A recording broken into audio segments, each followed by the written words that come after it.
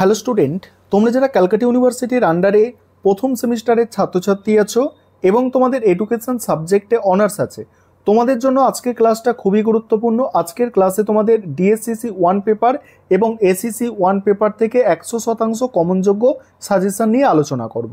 তবে তোমাদের প্রথমে আমি বিগত বছরের প্রশ্নপত্রটা দেখিয়ে দেব, কারণ এই বিগত বছরের প্রশ্নপত্রটা দেখাচ্ছি এই কারণে যে এখানে কোয়েশ্চেন প্যাটার্ন সম্পর্কে তোমাদের মধ্যে একটা স্বচ্ছ ধারণা তৈরি হবে। কারণ সেম কোয়েশ্চেন প্যাটার্ন ফলো করা হবে এবারে, অর্থাৎ গতবারে যে কোয়েশ্চেন প্যাটার্ন ফলো করা হয়েছে সেম কোয়েশ্চেন প্যাটার্নই ফলো করা হবে। তাহলে তোমরা গতবারের প্রশ্নপত্রটা দেখো, এটা দেখানোর একটাই কারণ যে এই প্রশ্নগুলো তোমাদের আর এবারে রিপিট হবে না, এবং দ্বিতীয় যেটা আছে যে এই কোয়েশ্চেন প্যাটার্ন কিন্তু তোমাদের ফলো হবে।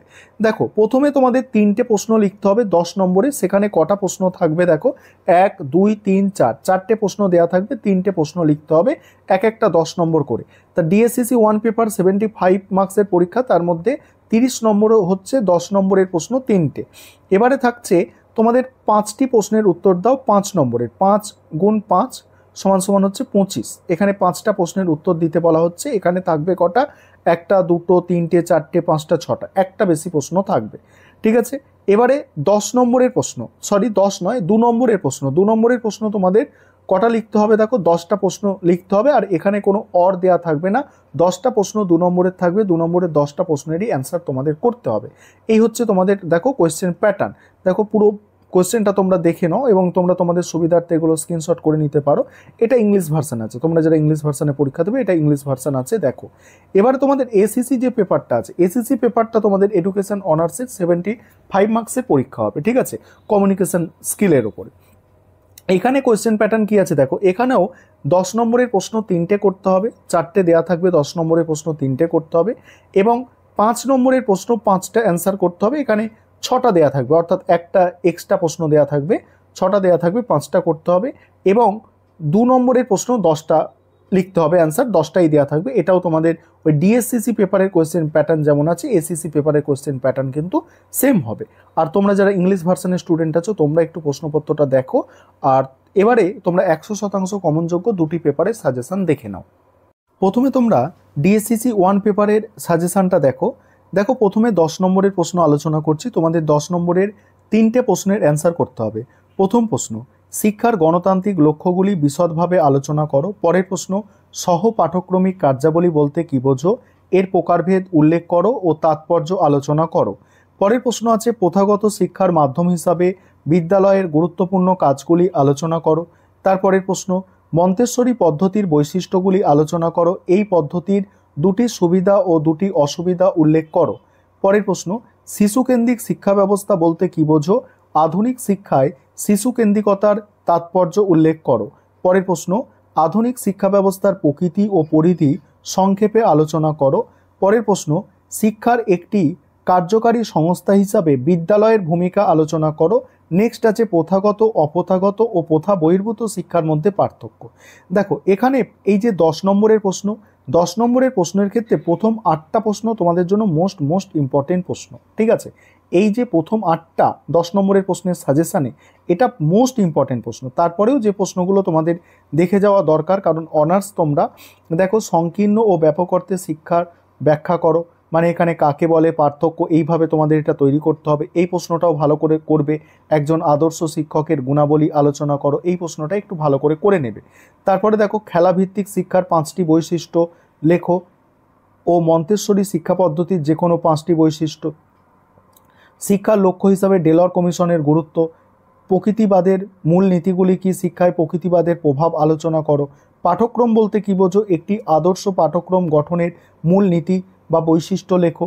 তারপরে কি আছে দেখো, তারপরে আরেকটা আছে শিক্ষার্থীর ওপর বংশগতি ও পরিবেশের প্রভাব আলোচনা করো। এখানে 15টা প্রশ্ন আছে, তার মধ্যে প্রথম 8-10টা প্রশ্ন সব থেকে গুরুত্বপূর্ণ। এবারে 5 নম্বরের প্রশ্ন দেখো, 5 নম্বরের জন্য যে প্রশ্নগুলো তোমাদের তৈরি করতে হবে দেখো, প্রথম প্রশ্ন 5 নম্বরের 5টা প্রশ্ন তোমাদের কিন্তু অ্যান্সার করতে হবে। এখানে প্রথম প্রশ্ন কি আছে দেখো, শিক্ষার সংকীর্ণ ও ব্যাপক অর্থের মধ্যে পার্থক্য লেখো। পরের প্রশ্ন আছে শিক্ষার লক্ষ্য সম্বন্ধে ডেলর কমিশনের যে কোনো 2টি স্তম্ভ সম্বন্ধে সংক্ষেপে লেখো। পরের প্রশ্ন, আদর্শ শিক্ষকের 5টি পেশাগত গুণ উল্লেখ করো। পরের প্রশ্ন, গণমাধ্যমের সংজ্ঞা দাও, শিক্ষাক্ষেত্রে চলচ্চিত্রের 4টি কাজ উল্লেখ করো। পরের প্রশ্ন খেলাভিত্তিক শিক্ষার 5টি বৈশিষ্ট্য লেখো। সংক্ষেপে প্রকল্প পদ্ধতির সুবিধা ও সীমাবদ্ধতা লেখো। পরের প্রশ্ন জানতে শেখা বা জানার জন্য শেখা সম্বন্ধে ডেলার কমিশনের অভিমত ব্যক্ত করো। শিক্ষার গণতান্ত্রিক লক্ষ্য বলতে কি বোঝো, এটা বোঝো হবে। পরের প্রশ্ন প্রজেক্ট পদ্ধতির বিভিন্ন স্তরগুলি ব্যক্ত করো বা ব্যাখ্যা করো। কিন্ডারগার্টেন ও মন্তেশ্বরী শিক্ষা ব্যবস্থার মধ্যে তুলনা। তারপরে আছে দেখো শিশু কেন্দ্রিক শিক্ষার 5টি বৈশিষ্ট্য। তারপরে আছে গণশিক্ষার মাধ্যম হিসাবে সংবাদপত্রের ভূমিকা। এই 12টা প্রশ্ন তোমরা কিন্তু 10-12টা প্রশ্ন কিন্তু তোমরা 5 নম্বরের জন্য ভালো করে তৈরি করবে। এবং তারপরেও যে প্রশ্নগুলো আছে তোমরা দেখো, শিক্ষার বৃত্তিমূলক লক্ষ্য সম্বন্ধে টিকা, পাঠ্যক্রমের যে কোনো 5টি প্রকারভেদ সম্পর্কে আলোচনা করো, খেলা ও কাজের মধ্যে যে কোনো 5টি পার্থক্য লেখো। তারপরে শিক্ষার মাধ্যম হিসাবে পরিবারের ভূমিকা সংক্ষেপে আলোচনা করো। শিক্ষার্থীর ওপর বংশগতি ও পরিবেশের প্রভাব সংক্ষেপে আলোচনা করো। তারপরে আছে শিক্ষাক্ষেত্রে সহপাঠক্রমিক কার্যাবলীর যে কোনো 5টি গুরুত্ব উল্লেখ করো। ঠিক আছে, ডেলর কমিশনের মতে আধুনিক শিক্ষার লক্ষ্যগুলি আলোচনা করো। তারপরে মন্তেশ্বরী শিক্ষা ব্যবস্থার প্রধান বৈশিষ্ট্য, মন্তেশ্বরী শিক্ষা ব্যবস্থার প্রধান বৈশিষ্ট্য। 20টা প্রশ্ন দেওয়া আছে, প্রথম 10-12টা ভালো করে তোমরা করবে।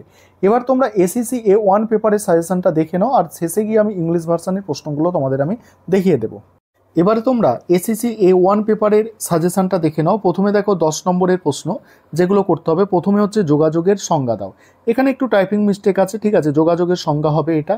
তারপরেই আছে দেখো যোগাযোগ প্রক্রিয়ার প্রকৃতি ও বৈশিষ্ট্য আলোচনা করো। পরের প্রশ্ন কার্যকর যোগাযোগ প্রক্রিয়ার নীতিগুলি আলোচনা করো। পরের প্রশ্ন শ্রবণের বিভিন্ন বাধাগুলির ওপর আলোকপাত করো। পরের প্রশ্ন বিভিন্ন প্রকার শ্রোতার সংক্ষিপ্ত বর্ণনা দাও। তারপরের প্রশ্ন দলগত আলোচনার মাধ্যমে যে সকল ব্যক্তিত্বের সংলক্ষণ এর মূল্যায়ন করা হয় সেগুলির তালিকাবদ্ধ করো। তারপরের প্রশ্ন লিখন প্রক্রিয়ার সঙ্গে যুক্ত বিভিন্ন কার্যাবলীর সংক্ষিপ্ত বিবরণ দাও। পরের প্রশ্ন শ্রেণীকক্ষে যোগাযোগ ব্যবস্থার প্রকারভেদ লেখো। শিক্ষক শিক্ষিকাগণ দেখো অবাচনিক যোগাযোগ স্থাপনের কী কৌশল গ্রহণ করেন। নেক্সট আছে দলগত আলোচনা বলতে কি বোঝো। শ্রেণীকক্ষে দলবদ্ধ আলোচনার প্রকারভেদ আলোচনা করো। পরের প্রশ্ন আছে দেখো, এই 8টা প্রশ্ন তোমরা 10 নম্বরের জন্য ভালো করে করবে। পরের দেখো 4টে আছে, দেখে নাও। যোগাযোগ প্রক্রিয়ার উপাদানগুলি সম্পর্কে আলোচনা করো। শ্রবণ দক্ষতা কি, বিভিন্ন ধরনের শ্রোতাদের শ্রেণীকরণ করো। পরের প্রশ্ন শ্রবণ দক্ষতা কি, শ্রবণ বাধা ও প্রতিবন্ধকতা সমূহ আলোচনা করো। তারপরে আছে দলগত আলোচনা বলতে কি বোঝো, এই আলোচনার সুবিধা অসুবিধাগুলি উল্লেখ করো। এবারে আছে 5 নম্বরের প্রশ্ন, 5টা অ্যান্সার করতে হয়। 5 নম্বরের প্রশ্নের জন্য যেগুলো তোমাদের তৈরি করতে হবে দেখে নাও। প্রথম প্রশ্ন আছে যেটা অবাচনিক যোগাযোগ, ঠিক আছে। পরের প্রশ্ন দ্রুত পঠন কৌশল হিসাবে ভাষা পাঠ এবং দেখুন পুঙ্খানুপুঙ্খ পাঠ এটা করতে হবে। তারপর টিকা তাৎক্ষণিক বক্তৃতা। তারপরে শ্রেণীকক্ষে দলগত আলোচনা বলতে কি বোঝো, এই আলোচনার সুবিধাগুলি লেখো। পরের প্রশ্ন শ্রেণীকক্ষে দলগত আলোচনা বলতে কি বোঝো, এর অসুবিধাগুলি লেখো। তারপরে ভাষাগত যোগাযোগ বলতে কি বোঝো, এই যোগাযোগের বৈশিষ্ট্যগুলি লেখো। নেক্সট যোগাযোগ প্রক্রিয়া কি, এর শ্রেণী বিভাগ করো। শ্রবণ দক্ষতা কি, শ্রবণ দক্ষতার নীতিসমূহ আলোচনা করো। নেক্সট শোনার ক্ষেত্রে প্রধান সমস্যাগুলি কি কি। তারপরে আছে যোগাযোগ প্রক্রিয়ার উপাদানগুলি সম্পর্কে আলোচনা করো। শ্রবণ দক্ষতা কি, বিভিন্ন ধরনের শ্রোতার শ্রেণীকরণ, শ্রবণ দক্ষতা আর শ্রবণ দক্ষতার নীতিসমূহ আলোচনা করো। এখানে তোমরা কি করবে, এখানে তোমরা প্রথম 8টা প্রশ্ন ভালো করে করবে 5 নম্বরের জন্য। এবার তোমরা যারা ইংলিশ ভার্সানের স্টুডেন্ট আছো তোমরা সাজেশনটা দেখে নাও। তোমরা ইংলিশ ভার্সানের সাজেশনটা দেখো। প্রথমে DSCC 1 পেপারের সাজেশনটা দেখো। আমি স্ক্রল করে যাচ্ছি, ধীরে ধীরে স্ক্রল করছি, তোমরা তোমাদের সুবিধা মতো স্ক্রিনশট নিয়ে নিতে পারো। DSCC 1 পেপারটা দেখো, তারপরে আমি SCC পেপারটা নিয়ে আলোচনা করব। প্রথমে তোমরা DSCC 1 পেপারটা দেখে নাও, ঠিক আছে, এরপরে SCC দেখো। এবারে তোমরা SCC পেপারের সাজেশনটা দেখে নাও। SCC পেপারের সম্পূর্ণ সাজেশনটা দেখে নাও সম্পূর্ণ সাজেশন SCC পেপারের। দেখো এটা হচ্ছে তোমাদের SCC পেপারের সম্পূর্ণ সাজেশন। দেখো